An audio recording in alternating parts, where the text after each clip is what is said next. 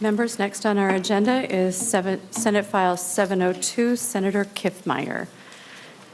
Thank you, Madam Chair and members. Thank you for the time on your schedule today. Much appreciated. Just checking for my testifiers to come forward. And Senator Kiffmeyer, just to help the committee with how we'll proceed, we did notice that we will be limiting time, and so after you've completed your initial presentation, Senator Kiffmeyer, we will allow 20 minutes for advocates and 20 minutes for those who are in opposition.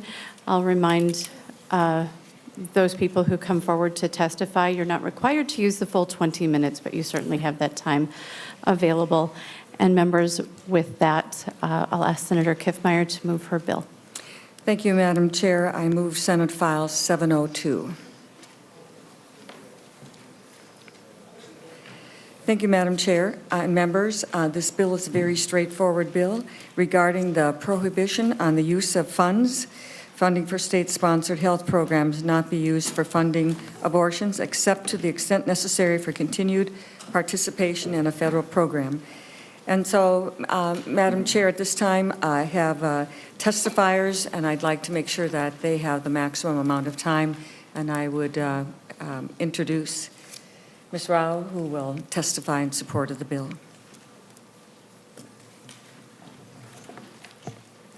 Welcome to the committee. Please state your name for the record. Thank you. My name is Andrea Rao, and I am representing Minnesota Citizens Concerned for Life, Minnesota's oldest and largest grassroots pro-life organization. I would like to thank the committee and Senator Kiffmeyer for allowing me to provide testimony today. I am here today to urge you to pass Senate File 702.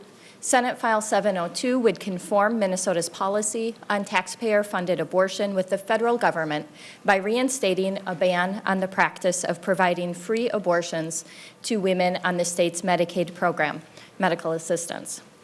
In 1978, Minnesota passed a law that prohibited taxpayer-funded abortions, except in cases where the pregnancy is the result of rape or incest or to save the life of the mother, just like the federal government's Hyde Amendment. However, a lower court ruling in June of 1994 struck down that ban, and the Minnesota Supreme Court's 1995 Doe versus Gomez decision established a right to abortion in the Minnesota Constitution, as Roe versus Wade did on the federal level.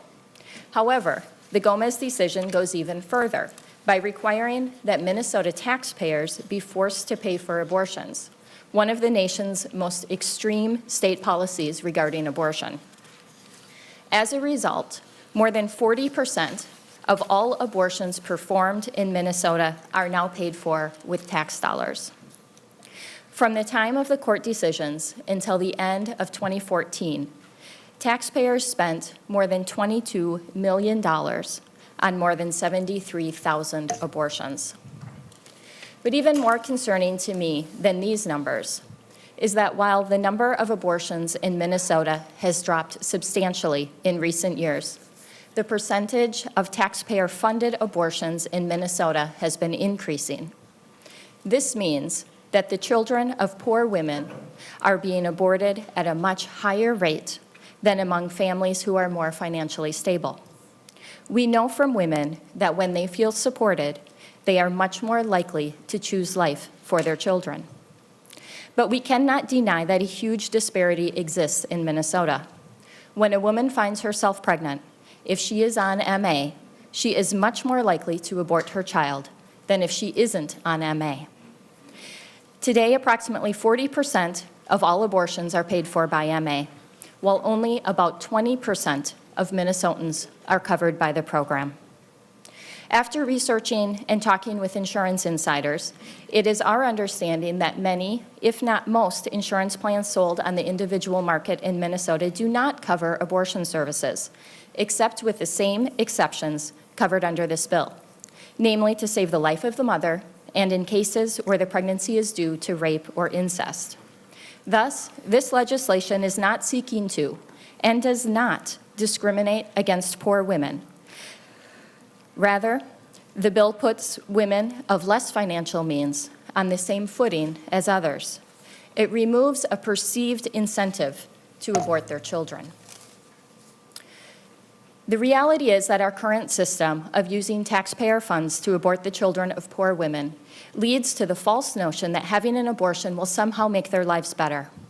Our state would be well served by removing the false assertion that the lives of poor women are better because they have free abortion coverage.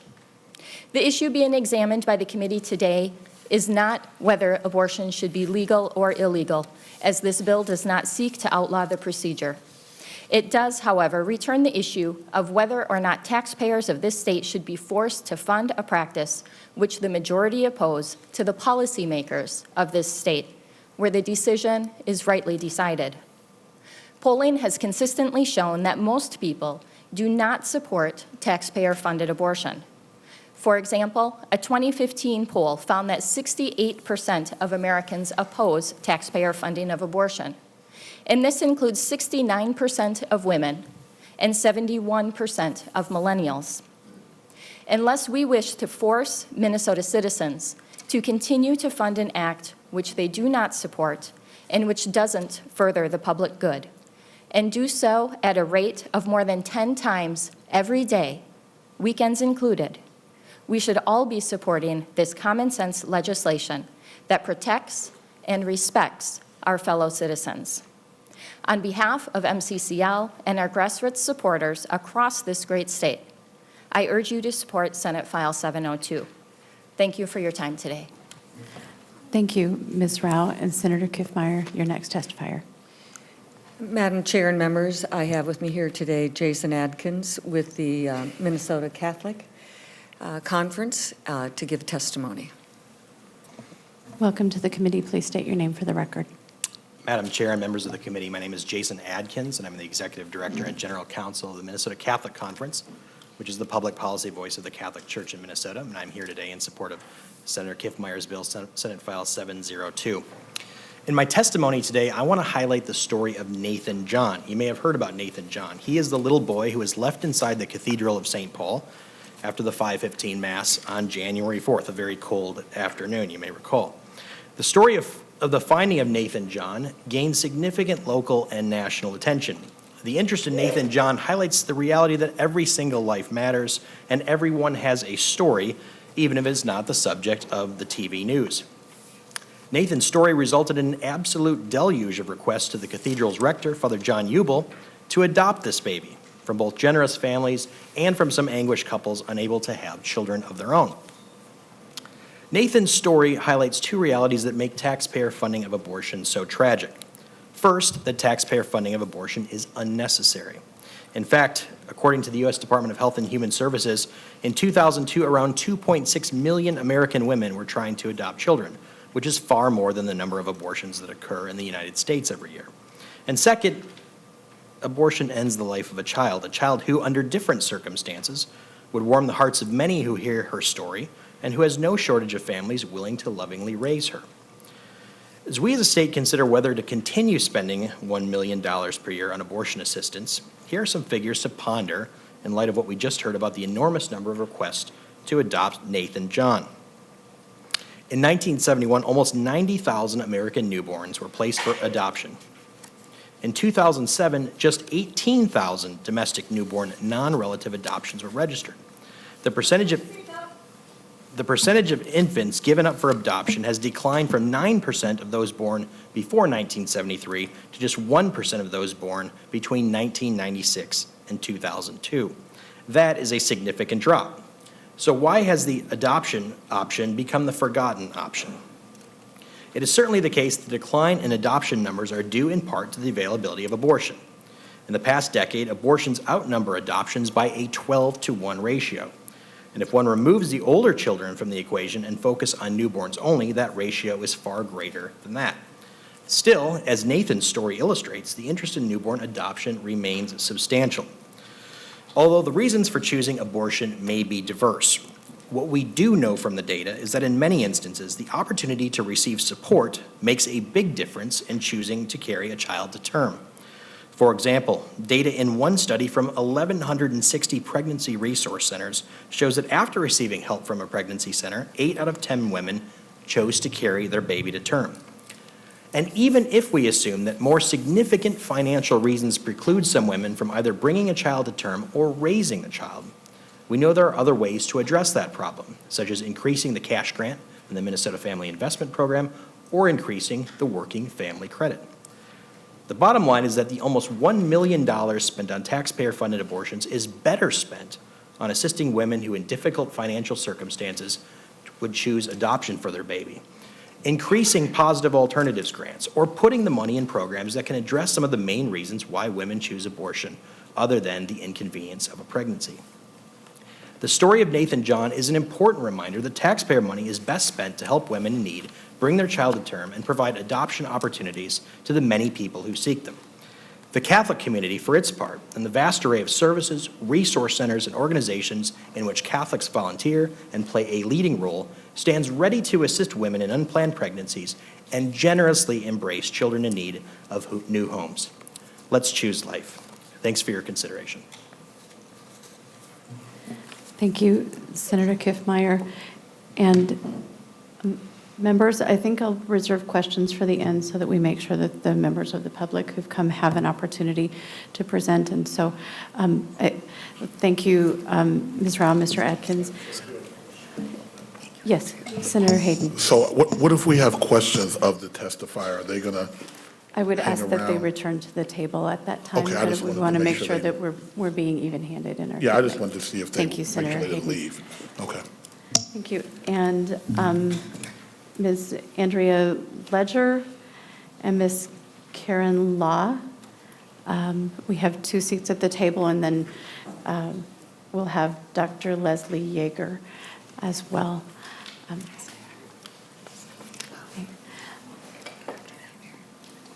And welcome to the committee. If we could start with Ms. Ledger and state your name for the record and begin, please. Thank you, Madam Chair, members of the committee. My name is Andrea Ledger. I'm the Executive Director of NARAL Pro-Choice Minnesota. We are an organization of 60,000 members in the state of Minnesota, and we support reproductive freedom in all healthcare decision-making. As you heard from Ms. Rao earlier, in 1995, the Minnesota Supreme Court ruled in Doe v. Gomez that, quote, the difficult decision whether to obtain a therapeutic abortion will not be made by the government, but will be left to the woman and her doctor. The court further held that so long as Minnesota funded pregnancy care, it could not refuse to fund care related to abortion. There was a challenge to Gomez that was dismissed by a Minnesota District Court judge in 2013. In her decision, she stated that, quote, we trust doctors to provide accurate information about why they're providing medical treatment to women. The Minnesota State Supreme Court upheld the judge's decision. This bill is unconstitutional based on the Doe v. Gomez decision that was affirmed by Walker v. Jessen in 2014. The Minnesota ACLU regretfully could not attend today, but asked me to state their strong opposition to this bill on constitutional grounds. And 2 more policy points. One is that women in states that deny Medicaid coverage to poor women, those women do not, it does not prevent them from having abortions. What ends up happening is that they just push the abortion later into pregnancy and often sacrifice paying other bills like rent or buying food for their families. Further, singling out abortion services for exclusion from state health care plans that cover pregnancy-related care jeopardizes women's health and discriminates against low-income women. I urge you to vote no on Senate File 702. Thank you. And Ms. Law, please Yes. proceed. Thank you. Good afternoon, Madam Chair and members of the committee. My name is Karen Law, and I'm the Executive Director of Pro-Choice Resources, a reproductive justice organization working to advance and defend reproductive freedom. For over 50 years, Pro-Choice Resources has served Minnesota women and their families, youth, and transgender people who can become pregnant. Clergy and doctors founded our organization as they believed all people should be treated with dignity and respect when making their health care decisions. At Pro-Choice Resources, we believe that access to reproductive health care is a basic human right. I'm here today to speak in opposition to Senate File 702. We should not create unfair burdens and restrictions that deny health coverage for someone who's eligible and qualified for Medicaid just to make it impossible for them to have an abortion. We know that restrictions on abortion coverage have a disproportionate impact on low-income families, women of color, immigrants, and young people. It is unclear why we would push for this abortion coverage ban when we know that these bans will harm Minnesota's most vulnerable women and families. This seems unfair, unjust, and discriminatory in nature. At Pro-Choice Resources, we know that communities and families thrive when women are able to make the health care decisions that are best for themselves and their family. Every day we hear from women who are struggling to make ends meet and who are often overlooked and misrepresented when it comes to the politics of abortion care. They are simply seeking resources for basic health care. Pregnancy happens in the context of our lives and for people like Jennifer from Fairmont. Jennifer contacted our organization this past fall because she wasn't sure her medical assistance would cover her abortion. Jennifer's husband is a farmer, and they struggle to make ends meet on their small family farm. Due to personal health reasons, they made the difficult decision to terminate their pregnancy. We were able to help Jennifer and her family so that they were able to make the decision that was best for themselves and their family. Whether Jennifer from Fairmont has private or government-funded health insurance, she should have coverage for a full range of pregnancy-related health care, including abortion, without political interference. We know denying medical assistance coverage for abortion will not reduce the number of abortions. And research proves that laws restricting access and funding to abortion care does not improve safety and actually puts women's health at risk. Costs rise significantly the longer a woman must wait. Studies show that women who cannot access abortion are 3 times more likely to fall into poverty than women who obtain abortions. Our state's economic health and a woman's reproductive health are intrinsically linked. A woman's health insurance should enable her to take care of her health and her well-being and her family. Providing insurance coverage for abortion care ensures that a woman will be able to see a licensed quality health care provider and receive safe care. When people can plan if and when to have children, it's beneficial for them and our community as a whole. I respectfully ask the committee to oppose Senate File 702 and all restrictions that place undue burdens on women's health. Thank you. Thank you. And next we have Dr. Leslie Yeager.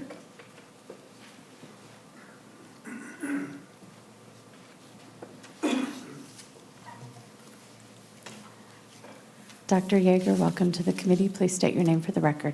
My name is Dr. Leslie Jaeger. Thank you, Madam Chairman and state senators.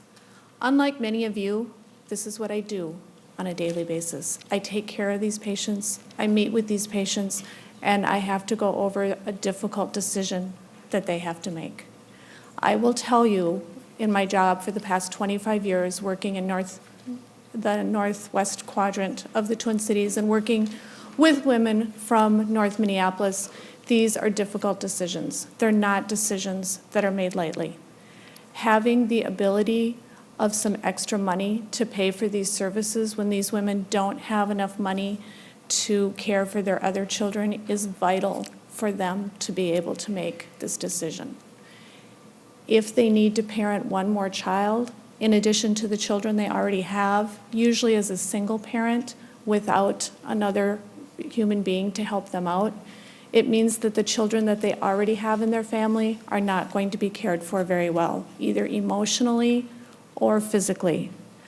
I don't feel as a physician that it is okay for me to tell them that I can provide them with free services via their Medicaid accounts for their prenatal care and services, but yet I can't have other choices that they can make, such as the ability to terminate their pregnancy. Regarding adoption, as was previously brought up, I have 2 adopted children. I love them as much as I love my biologic children. Unfortunately, in this country and in the culture that we currently have, adoption is often not considered an option that many of these women entertain. I don't know why, but it just happens. And so these women either feel that they have the ability to carry the pregnancy or not. Many of these women who are on Medicaid, not only are they poor, but they also have mental health issues. They also have substance abuse issues. They're on medications that cause birth defects and that dramatically increase the risks of their pregnancy. These babies can often be born premature and/or with birth defects. Those are children that other people aren't oftentimes willing to adopt, and they go into the foster care system, many times for extended periods of time where they don't contribute to our society. I would very much like to see the option of state funding remain so that these women have the same options that my patients have, that have more resources and have the ability to make a decision based on the needs of their family and not how much money is in their pocketbook. Thank you. Thank you, Dr. Yeager. Senator Kiffmeyer, any other comments? And then I'll open it up for committee questions. I'll entertain the committee questions before I close. Okay, and thank you. To the bill, members, if you have questions or comments, we can bring testifiers back up as you would choose. And Senator Hayden. Thank you, Madam Chair, and Senator Kiffmeyer. I just wanted to see if I could ask Andrea Rao from MCCL a question, and then Jason Atkins from the Catholic Conference. And Madam Chair, they are coming forward. Thank you. Welcome to the committee. Senator Hayden, please proceed. Thank you, Madam Chair. And Ms. Rao, I was just doing a little looking at you guys at your website and just kind of looking over your legislative agenda. One thing I didn't notice, and maybe it's just a simple question, does the MCCL organization endorse the MFIB $100 cash assistance proposal? Madam Chair, Senator Rao. Hayden, and members of the committee. Unfortunately, from my perspective, no, we do not, because frankly, it's a little bit outside of our mission. We try to stick very, very closely to our mission. We have talked about it. We understand that it's fairly closely related. We encourage legislators on a frequent basis to make sure that they are providing support to those in need because it does matter. But we do not have an official position on that. In the past, we have been able to find places where we have been able to support similar things, including we were very much involved in repealing the family cap related to MFIP several years ago. You may remember that. I know you were in the House at the time. And we talked with a number of legislators for quite a long, I'm sorry, you were in the Senate still. I'm sorry, my bad. You got a really good memory if you remember when I was in the House. And we also helped about a decade ago to pass a program called Positive Alternatives that provides currently about $3.4 million per year to programs that provide support to pregnant and newly parenting women and their families as well. Well, thank you for that. Yeah, I didn't see that on your website, and I thought that if we're really starting to take a look at what works best for families, it's often they don't have enough income to take care of their children. So I was surprised that you guys wouldn't be supporting that. And then Mr. Atkins, does the Catholic Conference support comprehensive sex education? Mr. Atkins. In public schools or what? Can you be more specific? Well, we just have a Hayden. bill that has comprehensive sex education that lets young people know what their reproductive system is and how it works and how to prevent getting pregnancy, if you get pregnant, what should happen. I mean, do you guys have a position on that? We don't Mr. have, Atkins. we haven't taken a position on the bill. I have not reviewed the most recent version. In past iterations, we have opposed some of those precisely because they seek to go far beyond, the birds and the bees in biology and to get into more normative assumptions about gender and sexuality. So I'd have to review the most current legislation. Well, I imagine they talk about Thank you, Senator Hayden. thank you, Madam Chair. I imagine they talk about contraception, and that typically is something that the Catholic Conference doesn't, or the Catholic Church doesn't like. So the point of this is it's obvious that if we're really kind of talking about things to do for children, supporting them economically, or maybe preventing pregnancy might be things to do so that people don't have to make that tough choice. So thank you, Madam Chair. I think I made my point. I just wanted to make sure I got on the record where these organizations were with those issues that I think are helpful to families. Okay, thank you, Senator Hayden. And Senator Eaton. Thank you, Madam Chair. I guess my question is directed at Senator Kiffmeyer. Are you aware that Wisconsin challenged this law or passed this law and was challenged, and it cost them $1.6 million in legal fees? And Senator Kiffmeyer. Thank you, Madam Chair. Those may be circumstances in a variety of other states, but this is Minnesota, and we're working on Minnesota legislation. Madam Chair. Thank you. Senator Eaton. Well, this bill would violate Minnesota's constitutionally guaranteed right to privacy, which includes reproductive decision-making, and would result in costly lawsuits for the state of Minnesota. I think it's really, I was fighting this bill in the 70s, and I'm really kind of tired of it.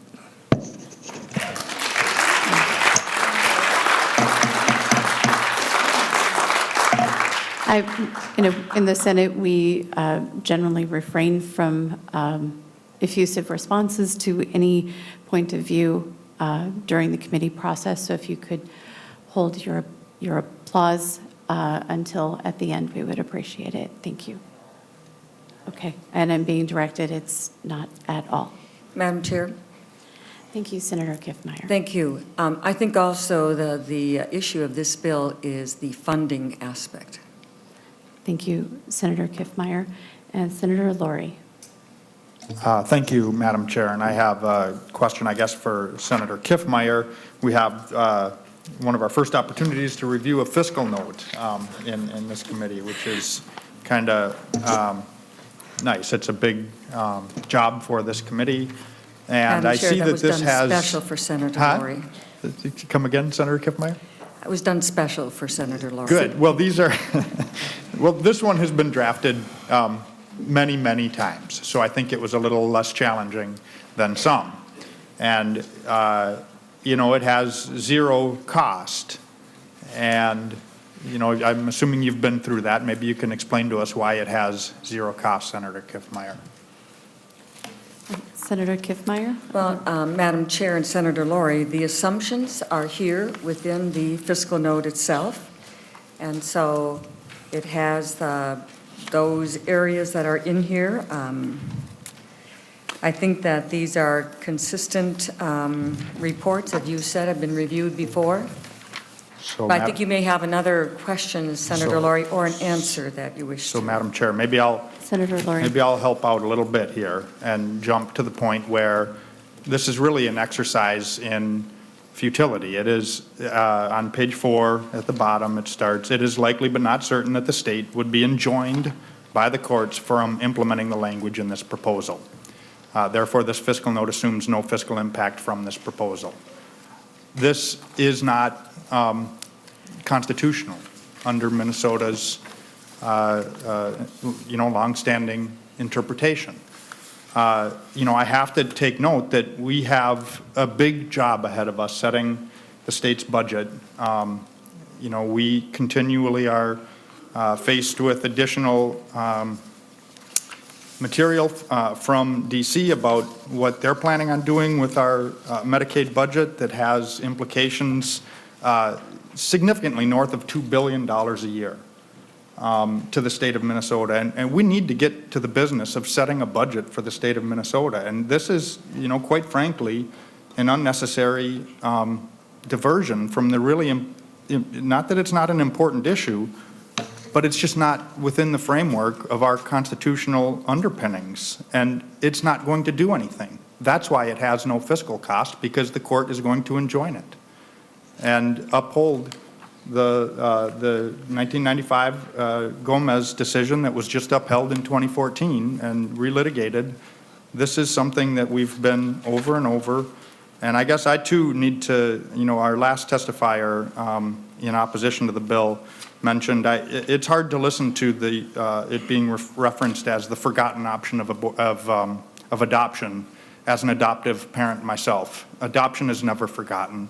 Adoption is a very serious issue. I come from a family where my siblings, you know, our family was built from both birth and adoption as well. My wife and I chose both birth and adoption. Also, it is not forgotten, and it is an option in certain circumstances, but I, for one, trust women, and I trust women to work with their doctors and make their very, very difficult decisions. And I think that, you know, given the context that this is done in, we should, you know, not belabor it, but move on and understand that this is not within the context of our constitutional framework in Minnesota. Madam Chair? Senator Kiffmeyer. Thank you, Madam Chair. I would like to point out here that in this fiscal note, which I really question in many ways to do it this way, they've made a political decision that it's likely but not certain that the state would be enjoined by the courts from implementing this language. Likely but not certain, but they've chosen then to give a 0 because they didn't take the option that was in front of them to consider the real financial savings, costs, whatever it may be, through a fiscal note, and instead just simply decided that it's likely but not certain, and that is the only reason why there is zeros in this fiscal note. Thank you. Senator Klein. Madam Chair, question for Senator Kiffmeyer. So every day I hear from constituents, and I think you do too, about the crisis in healthcare in Minnesota, and that's why I'm so glad that the chairperson has assigned me to this committee to get to the difficult work we have ahead, to ensure access for Minnesotans and to ensure that the difficulties in our insurance market are addressed. That is the business that I hear every day, and I'm summoned to reach across the aisle, find compromises, and find common ground. That is the work that I assumed we would be doing on this committee urgently, and that I, as a freshman legislator, wait urgently for your leadership to provide. And yet, the first bill we are seeing is on an issue that is exceptionally polarizing and inflammatory. And I think it's a devastating blow to the collegiality that we will need to solve the problems in front of us. In fact, I'm astonished that this is the approach we would take, leading forward legislation that is going to be unconstitutional and not effective, when there is a fire on the ship and we wait your leadership to direct us to water. Certainly there are people with good hearts on both sides of this issue. The testifiers who spoke about the devastating effects of abortion, the testifiers who spoke about vulnerable women, who I also see in my practice each day, and everyone wants to do the right thing, but I question why we have thrown a bomb into the discussion, which will even worsen if we take this to the Senate floor when we have such serious work in front of us. And so I guess my question, Ms. Kiffmeyer, is why, Senator Kiffmeyer, is why we would address this at this urgent time in the Senate's work. Senator Kiffmeyer. Thank you, Madam Chair and Senator. In regards to the issues that come before us, I have sat on this committee for many hours considering a whole variety of issues, some of which I supported, some I did not. But I've always respected the process and the collegiality of being able to take on tough issues and collegially discuss them. And that access to this process is there for a variety of purposes and reasons that are legitimately before this committee. Thank you. Any further questions, members? All right, and we have a brief amount of time for comments from the public. We are down to about the last 5 minutes that we will devote to this bill. I do see one hand. If you could approach the table and introduce yourself. Again, we have about 5 minutes, and I've seen a couple of hands, and so let's be courteous of others who might want to give public testimony. Welcome to the committee. State your name for the record. My name is Dr. Pamela McGran, and I thank all of you, Madam Chair, and everyone for listening to me. I've been a physician for over 30 years. I'm a medical geneticist, and so what that means is that I take care of a lot of poor people and poor families, families who are beset with developmental disabilities, intellectual disabilities, and birth defects. Over half of my practice are, in fact, Medicaid patients and medical assistance patients. trying to obtain care for them has become unbelievably difficult. So I'm talking about children who are on Medicaid, who need health care, and I have great difficulty. In fact, I spend more time trying to cajole Medicaid and medical assistants to provide care than I do actually providing the care. And I'm just asking for people to consider the impact to women and families who have a lot of economic, intellectual, mental stresses, who are trying to provide and care for their families. As I said, this is an issue that is of great concern to me. I live it every day, and I need you to understand that offering choice to poor women is really important, and it's compassionate, and I think that's what Minnesota has traditionally been about. And in fact, I see a lot of kids who have intellectual disabilities who are in foster care. In fact, they haven't been adopted, and they go from one foster family to another, to another, to another, and their care gets fragmented, and it's just a real challenge. I thank you very much for this opportunity to share what I do. Thank you. Thank you for your testimony. We have 1 minute. I see two hands. Senator Kiffmeyer. Madam Chair, I would like to make a close, but if you have time for someone, I'm All right, glad to. Senator Kiffmeyer, I will grant you 1 minute for your close, but we do want to stay on time. Okay. Thank you. Are you going to have another testifier? No, okay. Please close. All right, okay. Thank you very much. Well, Madam Chair and members, I'm glad to have Senate File 702 before you. The issue that is here is, should other taxpayers be complicit in something that violates their conscience? And so we are putting forward this bill on their behalf. And just to mention, taxpayer funding was talked about here today, that not having taxpayer funding would be a restriction that has an unfair effect on minorities and low-income people. In fact, we've also had testimony here today that taxpayer funding has an unfair impact on minority and low-income women, that they have a disproportionate amount of abortions just simply because they're in the minority or the low income. This touches me rather personally. I have a sister with a disability. And my mother, I was fortunate, I'm the oldest of the 14 kids.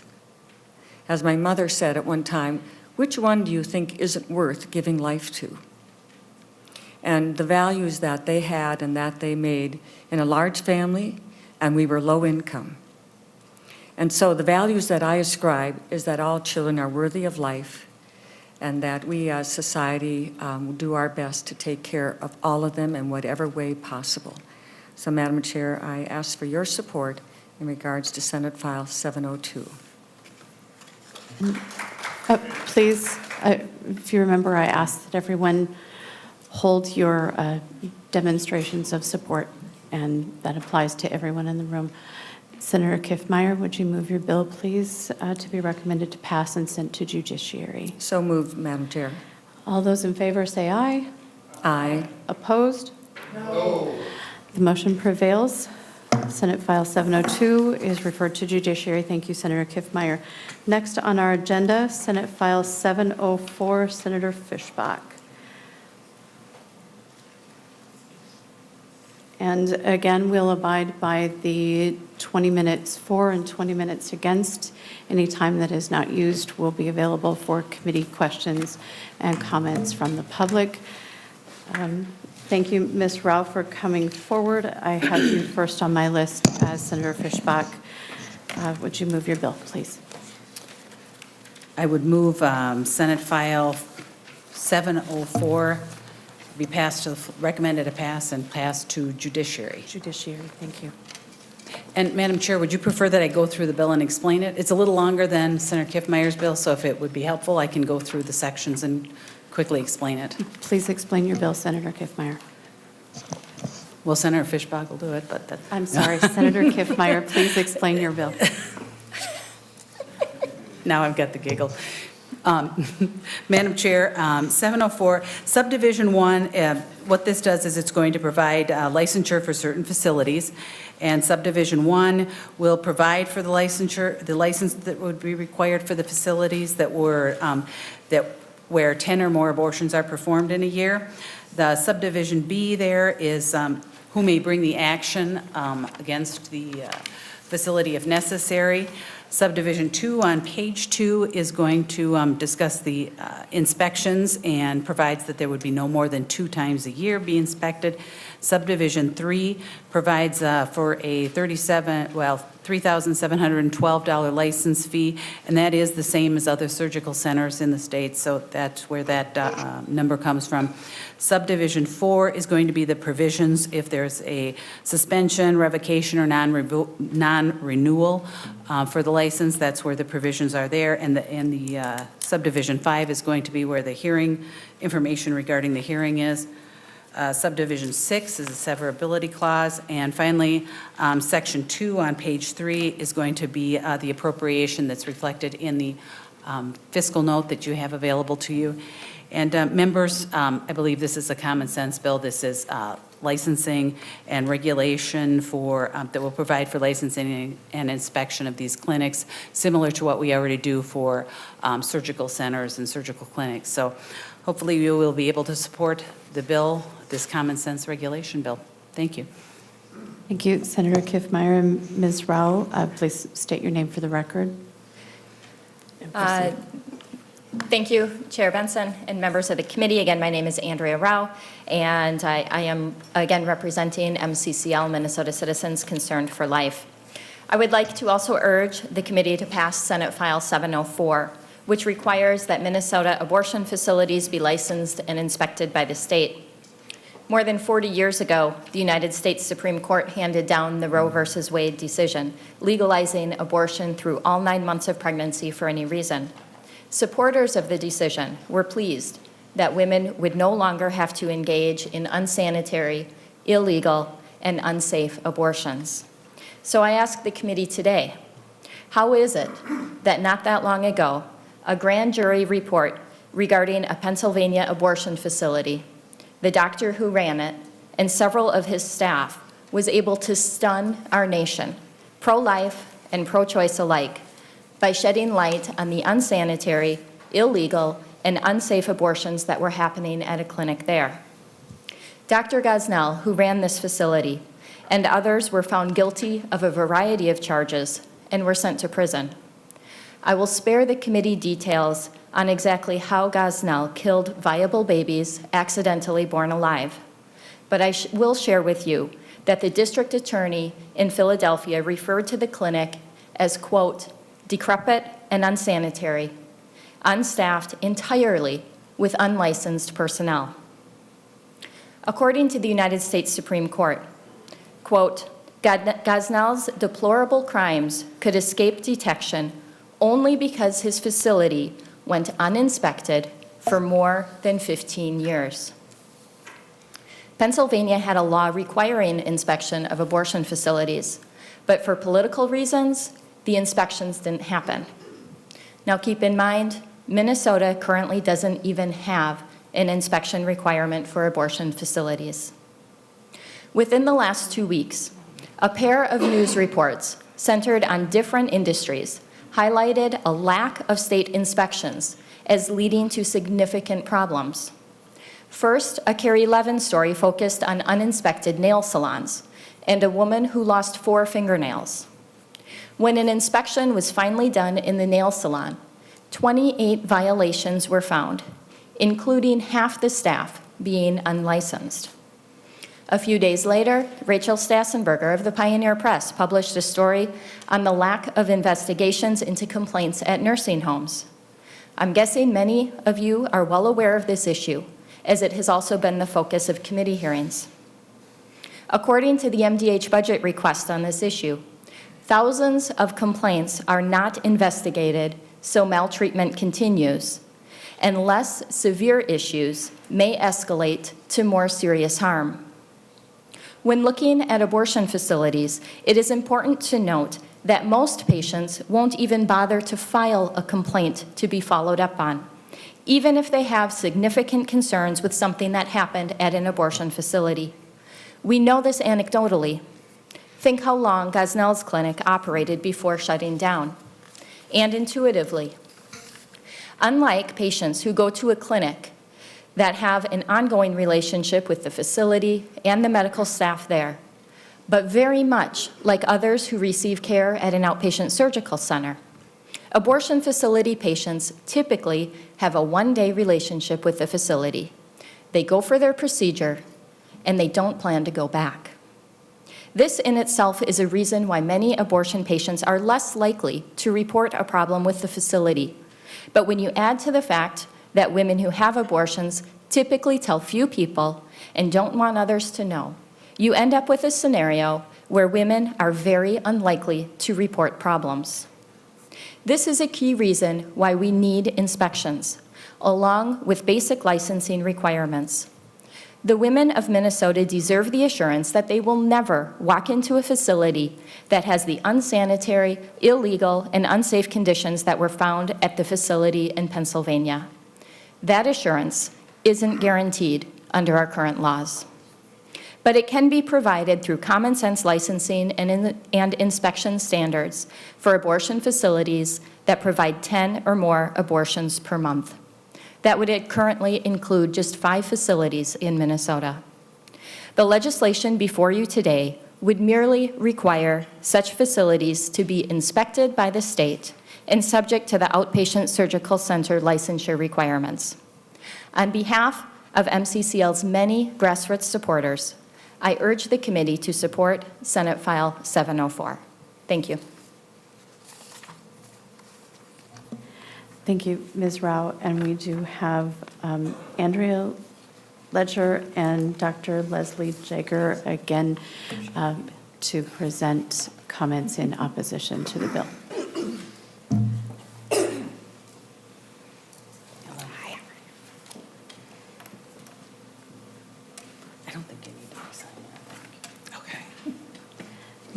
Welcome to the committee. Please state your name for the record. Thank you, Madam Chair and members of the committee. My name is Andrea Ledger, Executive Director of NARAL Pro-Choice Minnesota. I'm here because this bill is clearly unconstitutional under the Supreme Court's undue burden standard, which was just reaffirmed by a 5-3 vote in Whole Woman's Health versus Hellerstedt. Whole Woman's Health challenged 2 parts of a Texas law known as HB 2. The 2 provisions were an admitting privileges requirement and a licensed abortion facilities requirement. The latter of these was identical to the bill that you are considering today. In Whole Woman's Health, the Supreme Court clarified that the undue burden test is a form of heightened scrutiny. Only laws that further a valid state interest, confer benefits that outweigh burdens, and are based on credible evidence meet that standard. The court found that, quote, the surgical center requirement, like the admitting privileges requirement, provides few, if any, health benefits to women, poses a substantial obstacle to women seeking abortions, and constitutes an undue burden on their constitutional right to do so. Just as with Texas HB 2, the stated goals of the bill before you are not medically justified and will not provide any health benefits to women. Abortion is an extremely safe procedure. The state of Minnesota annually publishes a report on induced abortions in Minnesota. For 2015, the most recent year that we have data available, the complication rate for abortion was 0.01%. It's more dangerous to have an appendectomy. It's more dangerous to get a colonoscopy. And research confirms that the risk of death from abortion is lower than that from a shot of penicillin. What this bill will do is close clinics. If enacted, 4 of the 5 abortion clinics in Minnesota will be forced to close due to the expense of meeting surgical center requirements. You have written testimony from the Women's Health Center of Duluth, the only abortion clinic in greater Minnesota, that these standards would cost them upwards of $800,000 to implement. Unnecessary and burdensome regulations can make abortion less safe for patients. In a 2011 analysis in the New England Journal of Medicine, a healthcare economist studied state laws regarding abortion clinics and concluded that restrictions aimed at shutting down providers or, quote, supply-side policies had little effect on demand for abortion. Instead, they either forced women to travel further to obtain health care, as they ended up doing in Texas, or denied those with the fewest resources the ability to access wanted services. The study predicts that making access to abortion unnecessarily costly will probably result in clandestine abortions and unintended childbearing among families with the least resources and the fewest options. And that is what we saw happen in Texas when clinics were forced to close. A study estimated that at least 100,000 women attempted to self-induce abortion because they could not go to an abortion clinic.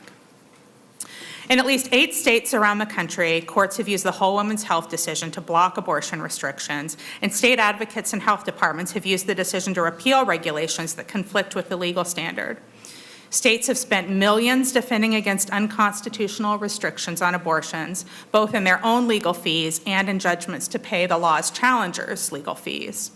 In 2016, Wisconsin agreed to pay $1.6 million to Planned Parenthood and other challengers of an unconstitutional admitting privileges bill. This bill is unconstitutional, does not protect women's health, and could potentially cost the state hundreds of thousands or millions of dollars to defend. I urge you to oppose it. Thank you, Ms. Ledger, and to Dr. Yeager. Hello again. I'm Leslie Jager. I'm an OBGYN physician representing the Minnesota American College of OBGYN. I would like you to understand that abortion is no different than the procedure I do in my office that is done for a fetal demise. I don't have to be licensed for that. My clinic doesn't have to be licensed for that. It is the exact same procedure. So where are you going to draw the line? If I do 10, or my clinic does 10 of these procedures a year or more, which we do, does that mean I all of a sudden need to be licensed even though I'm not terminating a live pregnancy? I'm terminating a pregnancy that has already passed away, what we call a missed AB? How is that going to work? In addition, many physicians perform surgical procedures in their offices right now outside of a surgery center and outside of a hospital setting and don't need to be licensed. Why are we focusing on terminations of pregnancy, which, as my colleague said, is one of the safest procedures, surgical procedures that you can do? Why are we focusing on that rather than some other procedures such as plastic surgery, which we know can cause death and maiming in the office? I also have talked to many of my colleagues who are practicing in Texas, and it has been a disaster with the closing of clinics. Women of low income can't drive 200 miles to another clinic to get a termination of pregnancy or to get birth control because their clinic had to close because they were not able to afford the added expense. Is that fair to women? Finally, 2 other things. If you're really going to license clinics, the ones that needs to be licensed are the ones that perform probably less than 10 abortions a year because they don't have the policies and procedures in place. So if you're going to put this law in place, you should put it in place for any clinic that performs abortions, not just those that perform greater than 10. The 5 clinics in this state that perform greater than 10 abortions a year are the ones that are doing a dang good job.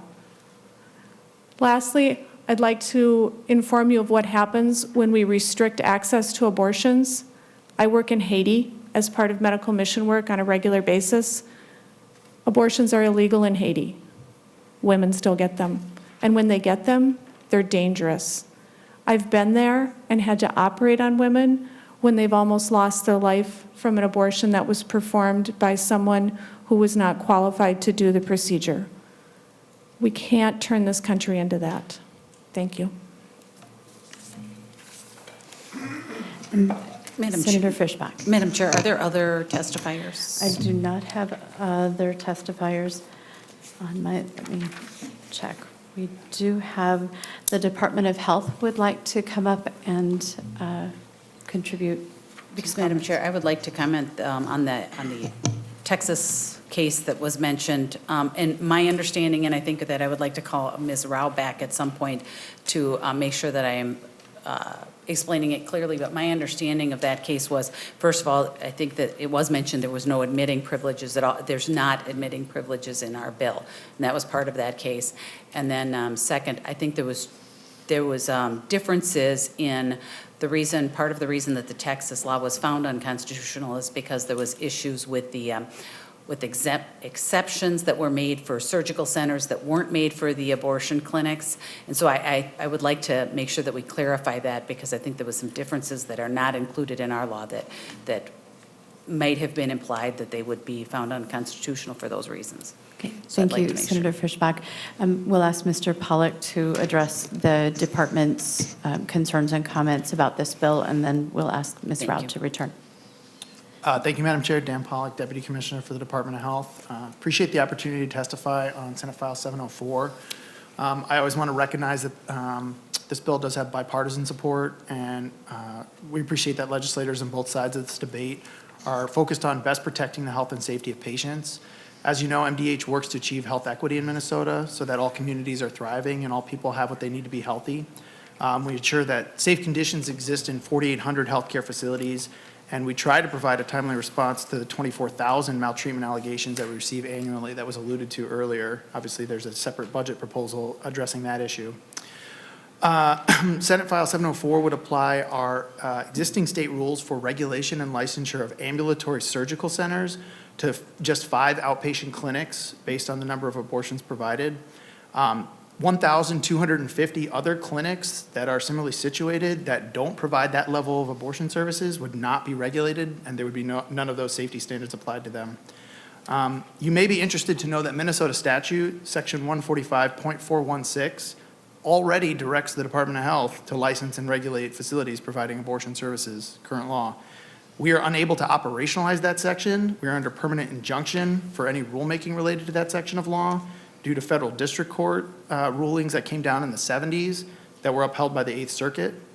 And as you heard previously, that was relitigated just last year in Whole Women's Health versus Hellerstedt. Our general counsel is here if we want to get into more of the legal issues. As we interpret this bill, it does parallel the Texas law that was struck down. So legally, we would view this proposal as also violating the court's ruling in Hellerstedt. In addition to the constitutional problems, clinic-level licensure, we believe, is unnecessary. And that's because clinics are heavily subject to significant oversight. And I'll give you a couple of examples. Obviously, nurses and physicians are licensed under respective health licensing boards, which enforce their standards of practice. So we wouldn't receive any complaints currently. None of the 24,000 I mentioned would be about those providers because those go to licensing boards. Federal Clinical Laboratory Improvement Amendments, or CLIA standards, set requirements for clinical laboratories. Obviously, there's OSHA requirements that are under federal law. There are local building codes for life safety and fire safety. Health insurers also inspect clinics as part of in-network contracting, which I know we've talked about in other spaces here. And then lastly, Minnesota reproductive health providers do comply with clinical policy guidelines and quality standards from national credentialing organizations. And that really goes to infection prevention, use of antibiotics and sedation, and treatment of complications. I would close with just saying that if there are patient safety concerns regarding clinics or activities there, we should look at that issue across all clinics and not single out based on a type of procedure being provided that is constitutional. And then lastly, obviously, this bill, or a nearly identical version, was vetoed by Governor Dayton in 2012, largely on the concerns, based on the concerns that I have described here. Our technical staff is here to talk about what surgical licensure looks like. I will not try to be an expert on that if there are questions about that, and I really appreciate the time of the committee. Thank you, Mr. Pollack. Yes.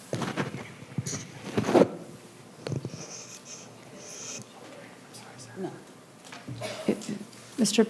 Pollack, I want to do things in order. It appears there might be some questions for you, but Senator Fischbach had asked for some clarification on this bill in comparison to the Texas law. And Senator, or Chair, Madam Chair, I just wanted to make sure that I had explained it correctly. And Ms. Rao. Oh, there she is.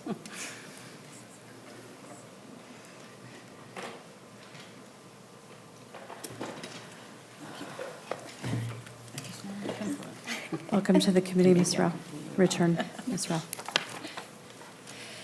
Madam Chair, members of the committee, I am happy to talk a little bit about the Whole Women's Health versus Hellerstedt decision and our interpretation of that decision and how our bill before you today plays off related to that. First of all, I'd like to state that the United States Supreme Court took great pains to go through and establish certain facts related to that specific case and specific circumstances in Texas, and made it clear in their decision that their reasoning was based largely on those specific facts. The first of those facts that I would like to point out to you that is very different than here in Minnesota is that Texas already required licensure of abortion facilities as well as annual inspections. So Texas already did that. What they did in HB 2, the law that was brought to the United States Supreme Court, was added on to the already existing licensing and inspection requirements and brought it to the surgical center standard. What the court's reasoning then was that because they already had licensing and inspection in place, the additional regulations required by the surgical center standards did not further improve health because they already had licensing and inspection in place.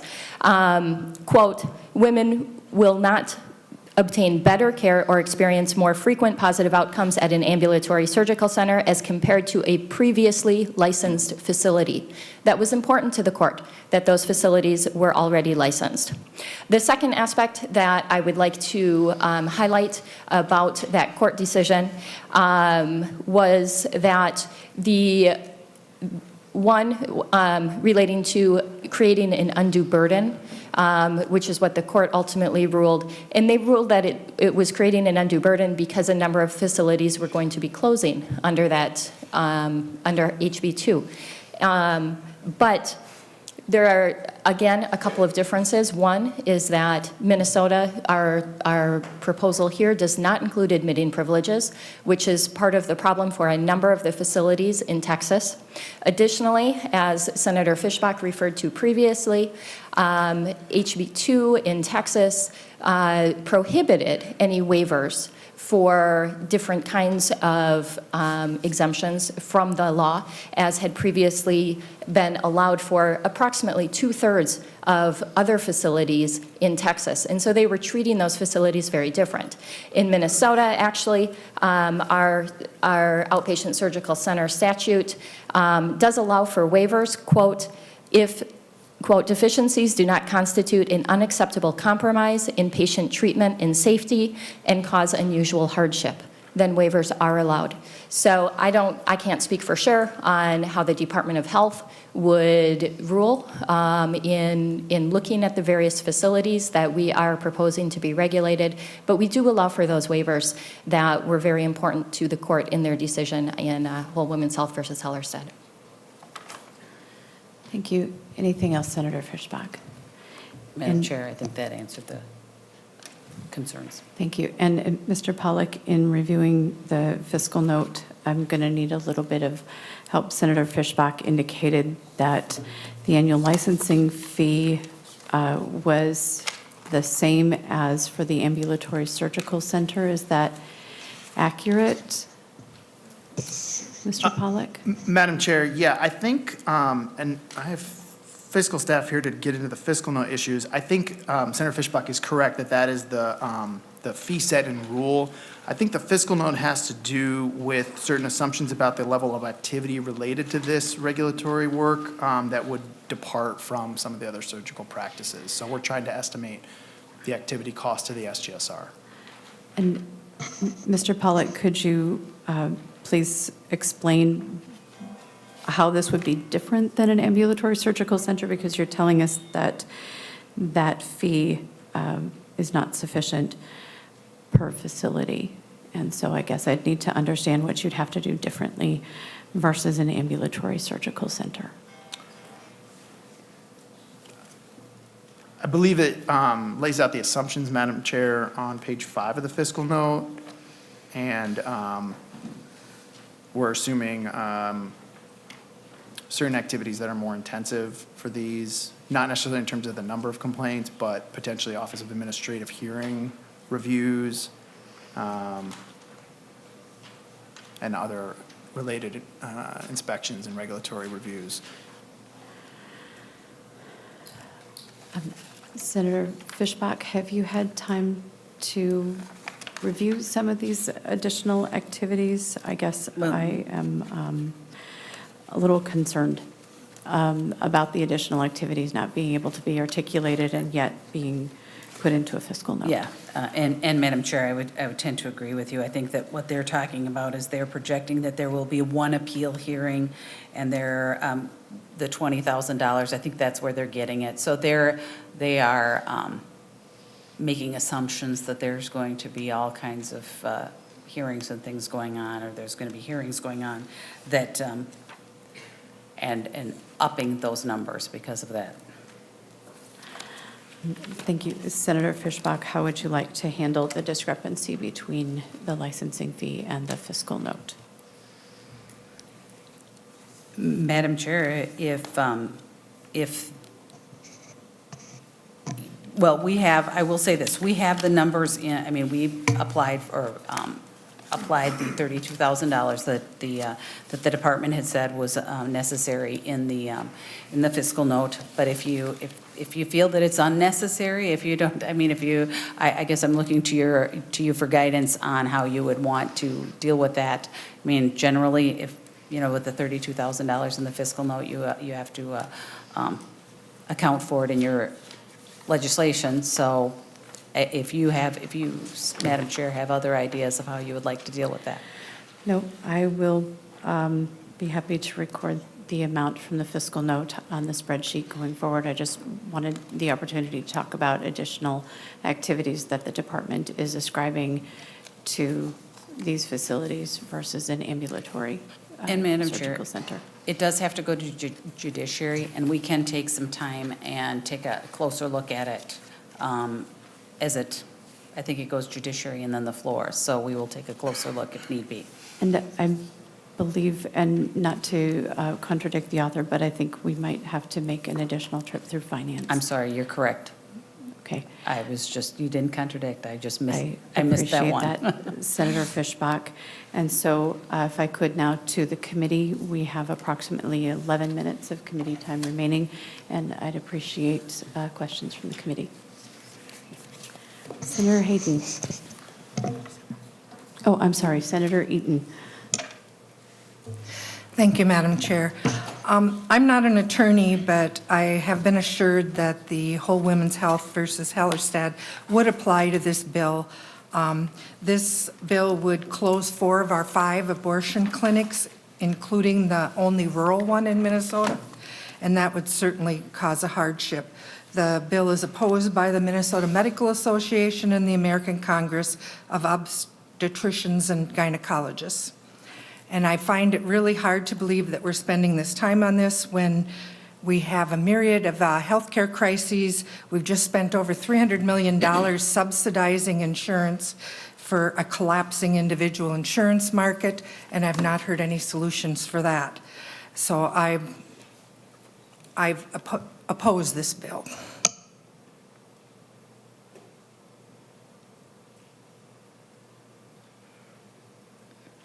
Thank you. And I don't have anyone else on my list. Thank you, Senator Eaton. I'm sorry, Senator Wickland. Thank you, Madam Chair. I don't have any questions, but I'd just like to express my opposition to the bill. And I don't see in the evidence brought forward, I don't see any evidence that this bill serves a purpose, a positive purpose. And it has the potential for causing a lot of negative impacts on women across Minnesota. The availability, to decrease the availability of abortions in this way, I think would be a serious hardship for many women. And there's not evidence to show that safety practices aren't followed today, that women aren't safe today. And I think it's also, I don't think it's responsible for us to bring forward legislation that could end up costing the state a large sum of money in terms of litigation costs. So I wanted to express my concern that we're hearing these bills and my serious opposition to this bill. Thanks. Senator Hayden. Well, thank you, Madam Chair. I'd like to ask for a roll call. Roll call has been requested. A roll call will be granted. Senator Laurie. Madam Chair, and I'll be brief too, but I mean, I think this bill also is, you know, probably going nowhere if it's going to travel on its own. It's likely to, you know, be subjected to a veto. This one's been run up the flagpole over and over again. I think that to the question about the legal ramifications, I think that Mr. Pollack's point was well taken, that our current requirement of inspections has been stayed under Minnesota law for since the 70s. I mean, this broader oversight is not going to be effective. The referencing of the Pennsylvania case, unsafe and illegal, is actually accepted in that case, but that's not what we have going on in Minnesota, and it was unsafe and illegal under Pennsylvania law, and there is no evidence of similar occurrences within the state of Minnesota. The MMA has written us a strong, Minnesota Medical Association, our doctors in our state, has written us a very strong letter in opposition, stating over and over that there's no scientific basis, no evidence of a need for this, and it could really jeopardize access to much broader care for pregnant women across the state. I think that, you know, clinics are very different than surgical centers, and at the core of this is a piece about surgical centers require a great deal of physical plant requirements that are not required of clinics. And that's really the key point that would put, I think, 4 of our 5 existing clinics out of business. They would not be able to meet the physical plant requirements that are completely unrelated to safety or protection of patients. Our clinics are running a safe and respectful environment and operating well, and you know, I think that in the Supreme Court case that was handed down, the undue burden was the real crux of their issue. And if we institute a law that results in the closure of 4 of our 5 clinics, we will have placed a significant undue burden on pregnant women seeking their reproductive health care. And I will be voting against this bill. So. Senator Marty. Madam Chair, thank you. I think the main thing I'd say about these 2 bills is I think they're going to both be ruled unconstitutional right away. So we've been through this process before. I think I wish we could work to reduce the number of abortions, which we would do very well with comprehensive sexuality education, and we would do it through making sure that family planning services are available to everyone. I simply think that's a much better way of approaching it than trying these things, which are, I think, designed to try and make it harder for women to access abortions. And I think the courts recognize that, and I think that's why they're going to throw them out. Thank you. And we have no further questions. Senator Fischbach, did you have comments? We have about 4 minutes until our committee will adjourn. Well, I'll just finish up and say, you know, I think this is common sense stuff. I understand that there's going to be opposition to it, and I think that licensing and inspecting clinics makes sense. And I would appreciate your support on this bill. I think this, for all the opposition, and you know, none of us can determine if something is going to be constitutional or unconstitutional. We're not the Supreme Court. And so I think that if it comes to that, then we need to decide, they need to decide that. But at this point, I think it's our responsibility to inspect and regulate clinics the way these clinics that are not inspected right now. So I'd appreciate your support on this bill. Thank you, Senator Kiffmeyer. And with that, we will go to, I'm sorry, Senator Fischbach. It's okay. And I apologize. And I will renew my motion on the Please bill. renew your motion. I'll renew my motion on the bill that it be recommended to pass and sent to judiciary. And a roll call has been requested. A roll call will be granted. The clerk will call the roll. Benson, Aye. Jensen, Aye. Lori, No. Abler, Yes. Eaton, No. Fishbach, Yes. Hayden, No. Kiffmeyer, Yes. Klein, No. Marty, No. Matthews, Yes. Nelson, Rosen, Yes. Wickland. No.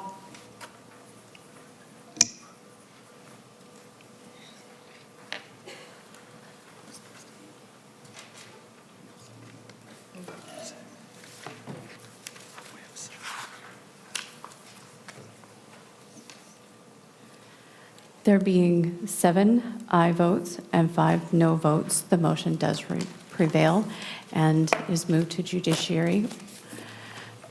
And with that, Thank you very much. And with that, members, we are adjourned. Thank you for your demeanor in this manner. Thank you.